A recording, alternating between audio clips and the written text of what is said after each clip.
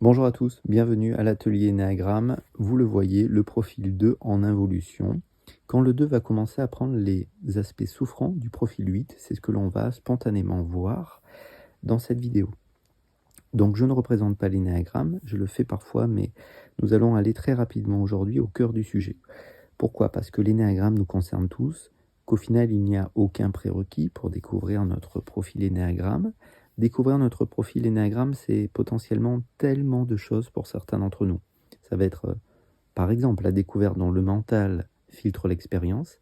Et oui, en aucun cas le mental est en mesure de voir la vérité, parce que eh bien, là où certains ont vu de la tristesse, d'autres ont vu de la peur, là où d'autres ont vu de la colère, d'autres ont vu de l'abandon, là où d'autres ont vécu du rejet, d'autres ont vécu bien effectivement, de la trahison, de l'humiliation, là où d'autres ont vu d'autres choses, d'autres émotions. Donc, peut-être que nous avons tous tort, que le mental n'est pas en mesure, effectivement, de voir les choses sous un angle complet.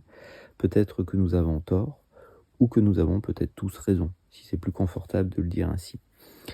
Donc, l'énéagramme, effectivement, c'est bien la découverte aussi de ce qui se passe quand on va mal. Voilà, le chemin évolutif du 2, c'est ce que nous allons voir aujourd'hui. Ce qui se passe aussi quand on va bien. Et puis, ça met en lumière nos croyances limitantes, nos fonctionnements limitants. Potentiellement, c'est vraiment riche. C'est un outil qui peut nous aider à mieux comprendre l'autre.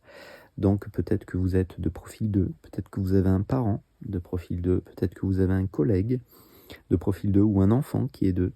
Et potentiellement, c'est la première étape. Mieux comprendre l'autre, comprendre pourquoi il vit comme ça les choses, eh bien, c'est déjà un pas vers se rapprocher de lui.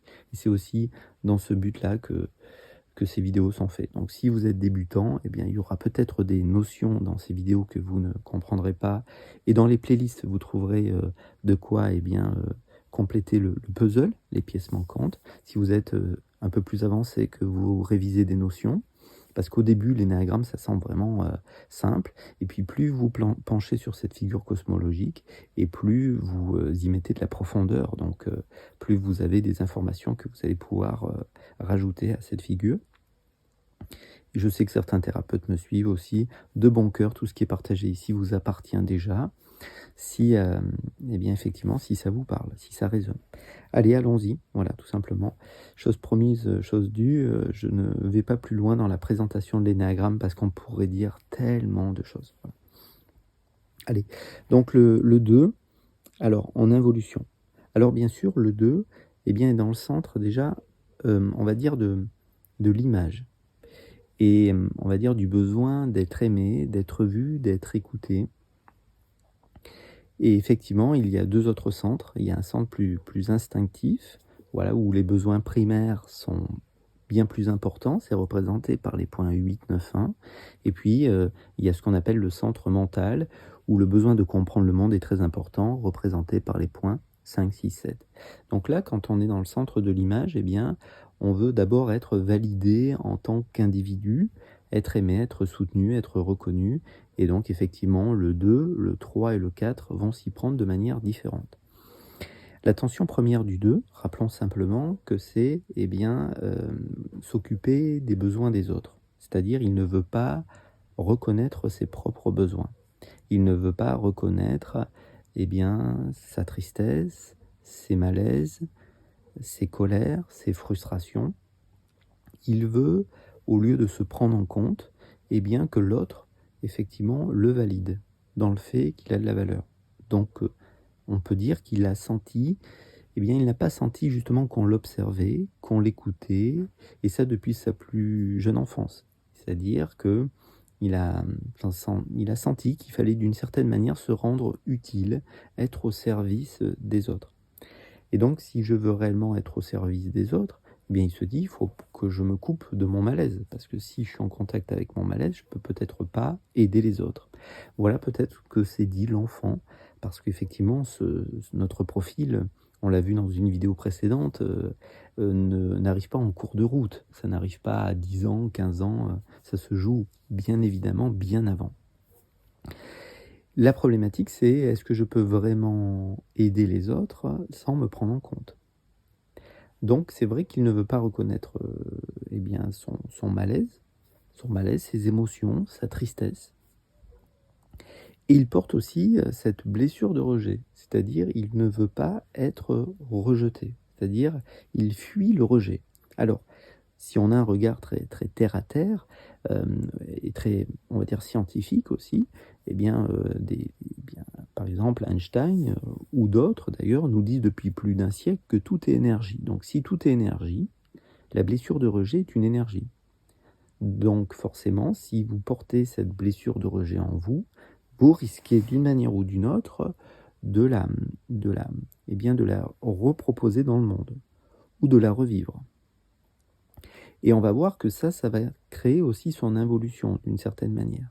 C'est-à-dire que plus vous portez une blessure de rejet et plus vous avez du mal à vous associer, à vous rapprocher, à aimer des gens qui, alors bien sûr, n'ont pas besoin d'aide. Ça, c'est très fort chez le 2. Il a du mal à se lier profondément à quelqu'un qui n'a pas besoin d'aide, qui serait autonome, parce qu'il veut se rendre utile. Voilà. Mais aussi cette blessure de rejet. Voilà. Effectivement, quand je porte cette blessure de rejet, eh bien, je vais rejeter des gens qui m'apporteraient la sensation d'être aimé. Une personne qui arriverait et me dirait « Eh bien voilà, tu as de la valeur, c'est bien tout ce que tu fais », je saurais potentiellement rien en faire si j'étais de profil 2 et si j'avais cette blessure de rejet qui est forte.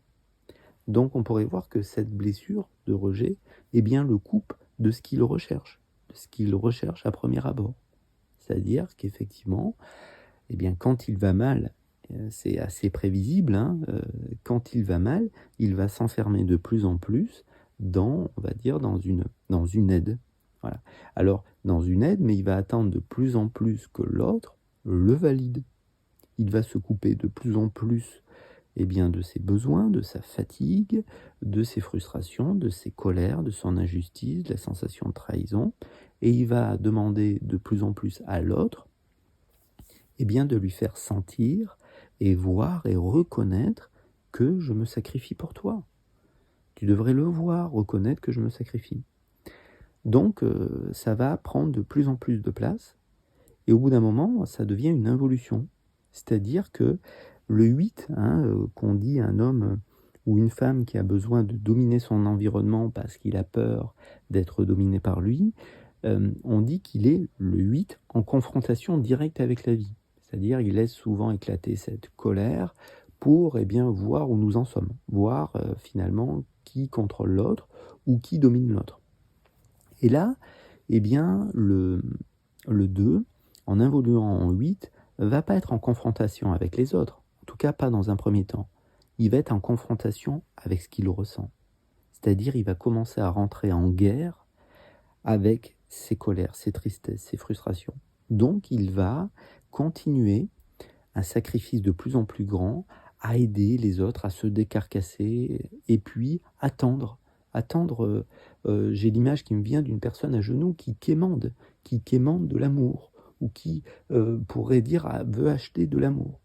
Et au bout d'un moment, cette colère qui est rentrée, qui est d'abord vécue envers soi-même, eh bien, à un moment donné, elle va pouvoir exploser. Et la personne en face ne va pas comprendre ce qui s'est passé. Mais comment ça se fait que d'un coup, eh bien, ça éclate fort? Ça peut vraiment, un esprit de vengeance fort peut apparaître, voir le jour. Je te le ferai payer. Tu ne m'as pas reconnu, j'ai fait tout ça pour toi, tu aurais dû, d'une certaine manière, j'en suis désolé, me reconnaître. Donc il va finir par rejeter de plus en plus les autres, rejeter l'aide, et il va s'enfermer lui-même dans une aide, où il va vouloir, encore une fois, se décarcasser de plus en plus. S'il veut évoluer, peut-être qu'il faudra qu'il se connecte à cette blessure de rejet, c'est-à-dire qu'il aille voir, mais ça il ne veut pas le faire parce que, il ne veut pas reconnaître ses propres besoins. Mais voilà, nous avons tous, et c'est ça qui est magique avec l'énéagramme, notre chemin, on pourrait dire évolutif, c'est-à-dire dans un premier temps, ça cadre très bien ce que l'on a besoin d'explorer émotionnellement pour nous en sortir. Donc effectivement, la première chose qu'il a peut-être besoin d'explorer, c'est cette blessure de rejet. Cette blessure de rejet qui, pour lui, dans l'enfance, a vraiment pris la forme de « je ne suis pas vu, je ne suis pas reconnu, je ne suis pas écouté ». Alors, aussi parfois, on fonctionne, on va dire, comme un parent. On pourrait parler de la reproduction transgénérationnelle. Ainsi, vous avez, par exemple, dans certaines familles, par exemple, des femmes qui aident, qui sont à l'aide, qui sont au service. Mais à un moment donné, tout peut prendre fin. Et là, plus le 2 va, qu'il soit homme ou femme, parce que vous avez des hommes qui sont 2, qui sont en souffrance du coup aussi, parce qu'ils sont mal à l'aise, bien sûr. Voilà, quand on est en évolution, de toute manière, on est toujours mal à l'aise. Et d'une certaine manière, notre mental souffre. Donc le mental du 2 souffre parce que il va effectivement attendre quelque chose qu'il n'aura jamais. C'est-à-dire qu'il faut qu'il se repositionne. Est-ce que l'autre m'a demandé de l'aide ou non? Parce que si l'autre ne m'a pas demandé d'aide, alors je ne peux pas avoir un retour. Je ne peux pas avoir un retour positif. Sans compter que parfois, c'est très difficile pour certains d'entre nous de dire merci. Parce que nous ne l'avons pas vu. Là encore, on peut parler de la reproduction transgénérationnelle. On ne nous l'a pas forcément appris. Ou alors, le profil énéagramme de l'autre, justement, ne correspond pas à ça. Voilà, ne correspond pas au fait de dire merci. Donc, il court potentiellement derrière quelque chose qu'il n'aura pas, parce que potentiellement l'autre n'a pas demandé réellement d'aide. Oui, mais il ne demande pas d'aide parce qu'ils n'osent pas. Mais est-ce que c'est vraiment certain, ça, ou est-ce que c'est une croyance limitante? Et bien sûr que la phase évolutive est presque autant souffrante que la phase involutive, parce que la phase involutive, nous la connaissons bien. Donc, ça, c'est sortir de notre zone de confort que de fonctionner différemment. Mais le jour où le 2 arrêtera, on pourra dire, de rejeter ce qu'il ressent.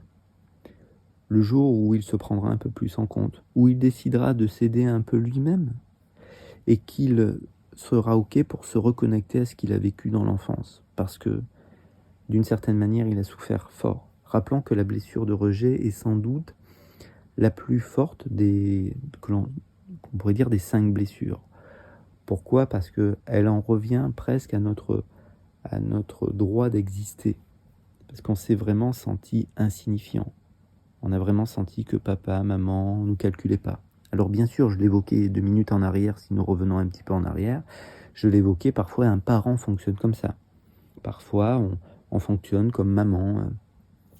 Ou alors effectivement, il y a, on va dire, un schéma où j'étais l'aîné. Vous pouvez aller voir la vidéo sur le schéma familial du 2, je reviens pas dessus. Mais oui, sortir de sa zone de confort n'est jamais simple. Mais pour le 2, et comme les autres profils, ils peuvent, à un moment donné, on peut tous le faire. Alors, parfois, ça arrive, on va dire, à la moitié de la vie. Mais moi, ce que je constate, c'est que ça arrive de plus en plus tôt. C'est ce que je constate au cabinet, c'est de plus en plus d'êtres souhaitent effectivement prendre un nouveau départ. Ici s'arrête tout simplement cette petite causerie. Donc, si on rappelle simplement, le 2 involue en 8, la tristesse ne sera même plus ressentie en fait. Cette notion d'injustice, j'ai peu insisté dessus, l'injustice effectivement sera ressentie plus. Une colère qui va finir par se manifester, par sortir, et le 2 pourrait se dire, mais j'ai peut-être un souci. Non, il n'a pas forcément de souci. Mais cette blessure de rejet est lourde à porter. Si effectivement j'ai été rejeté dans mon enfance, cette blessure de rejet risque de me faire vivre avec mes enfants quelque chose de délicat. Voilà, parce que je risque de les rejeter, même de manière légère. Je risque de rejeter leur écoute, je risque de rejeter le fait, quand ils me parlent, d'écouter. Ça peut être une forme de rejet plus subtile. Donc, encore une fois, et ça, c'est une problématique qui nous concerne tous, mais elle est forte chez le 2, ça commence tellement par soi, c'est tellement important. Ici s'arrête cette petite causerie, voilà, sur l'involution du profil 2. Vous pouvez un petit pouce, vous abonner si vous le souhaitez. Au revoir.